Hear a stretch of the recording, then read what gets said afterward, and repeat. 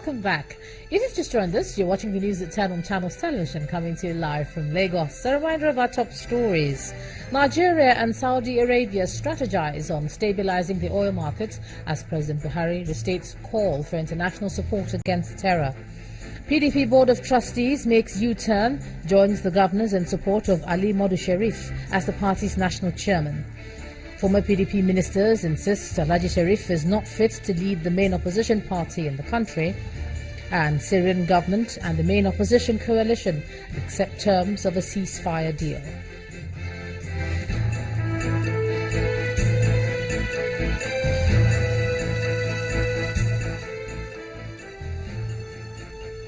Do remember now that all our top stories are on our website, channelstv.com, and on youtube.com/channelsweb. And do visit m.channelstv.com to view us live on your mobile device.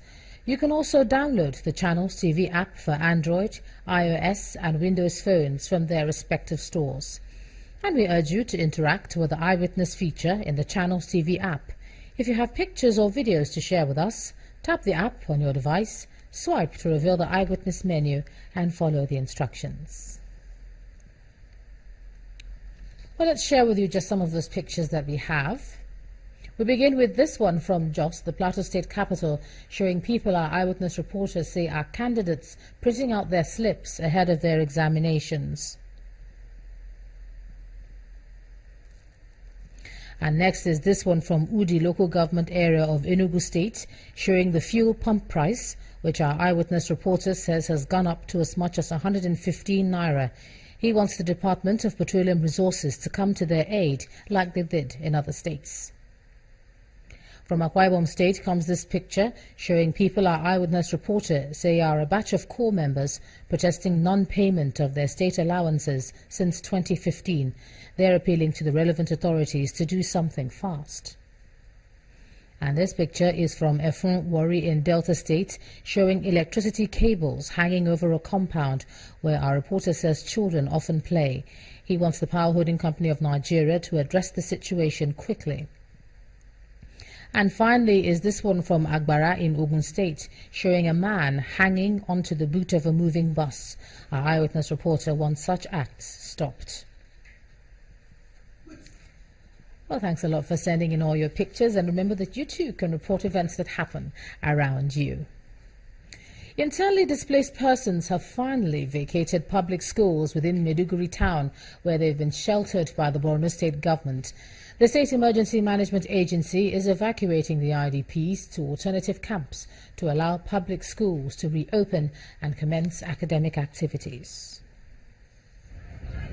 6 out of the 23 makeshift camps for internally displaced persons in Maiduguri are located within the public schools. Government College, Maiduguri, is one of them.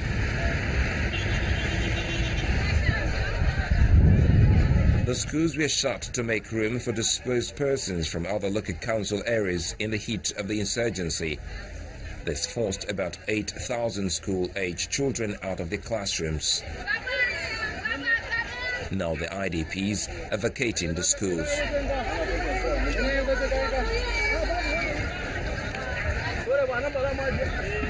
The Borno State government says the closure of schools has been a setback for the state's education sector.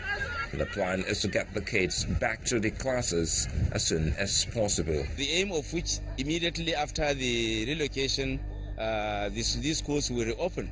And we are happy that all being well, if we will have to go according to the plan that we have, after the evacuation of the IDPs, we will want to take 1 week within which we will sanitize and fumigate these schools and then evacuate most of the toilets that are now filled up and make sure that the condition and the environment is fit for our learning and academic activities. Displaced persons from Goza Council area have stayed the longest in the temporary shelter. following the takeoff of the town by the outlawed Boko Haram in 2014. The truth is we have been fighting for a return home, but for the government order, which we cannot go against. But our desire is to go home. Our leaders have been telling us that the terrorists are still seen in our town. Our cry is that we need the government to help us return home now that the rainy season is setting in, so we can go back to our farms and begin to help ourselves. But the State Emergency Management Agency says security reports indicate that returning the nearly 6,000 IDPs to Goza is not a good idea.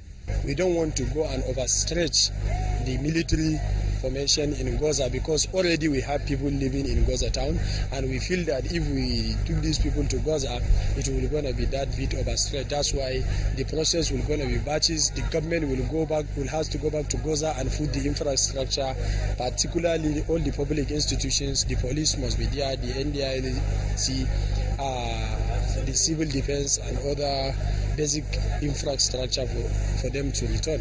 Other IDPs from the Women Teachers College and Yewa Girls Secondary School have been split between the Daluri and Gubia Road camps, respectively. The Lagos State government has announced plans to establish a DNA forensic laboratory in the state. When completed, the facility will be the first ever of its kind in Nigeria. According to the State Attorney General and Commissioner for Justice, Mr. Adeniji Kazim, the centre will enhance crime investigation on domestic and sexual violence cases, boost family and paternity proceedings, and help in identifying victims of natural and man-made disasters. I am pleased to announce that the Lagos State government, in furtherance of its commitment to criminal justice sector reform, has begun the process of establishing a state-owned DNA forensic laboratory. The Lagos State Ministry of Justice, with the active support of His Excellency Governor Akim Miambode, will drive this initiative vigorously. The DNA Forensic Center will be called the Lagos State DNA Forensic Center, LSDFC, will fulfill an unmet need for DNA profiling, a forensic technique that is now used worldwide. Well, the Honourable Commissioner joins me now on the news at 10. Thanks so much, Commissioner, for joining us. It's a long day. I can see that you were there as well earlier on in the day. But I know I've seen the plans, or heard the plans that you have for this particular laboratory, but how is it going to run? What are the plans for the actual running of the centre? Well, thank you very much, Ijoma. The plans are that it's going to be set up by the team of experts who will bring in the equipment, which is specialized equipment, to carry out these very specific tests that are crucial for criminal justice sector reform. It's expected that a crop of dedicated Nigerians will understudy these experts, and the center will be run by them for at least 1 to 2 years, within which those Nigerians will understudy them and eventually take over running of that center. Something like that would obviously need steady power supply, and that's one of the issues we're still grappling with. Has there been any thought into where the power is going to come from? Well, as you know, Lagos has been a leader in providing power, through its IPPs. There is an IPP on the island, Lagos Island, and that IPP would provide steady power to this facility where we hope to locate it. Well, looking at the briefing that you had, you talked about a 6 to 12 month timeline for this particular project. We're assuming that it's been well thought out and it's part of the budget that you have for this year. Is that included in the budget, or is it going to be something special? Well, we hope to use the model of a PPP, specifically a build, operate and transfer, whereby the people that are proposing this to set up this center will partner with Lagos and provide equipment and human resources, and eventually we take it over. All right, the State Attorney General and Commissioner for Justice, Mr. Adeniji Kazim, thank you for sharing your thoughts on this center on the news at 10 tonight. Thank you, Ijoma. Yeah. And when the news at 10 returns, the Naira strengthens against the US dollar at the parallel market for the second consecutive day. And that'll be on business. Do join us again.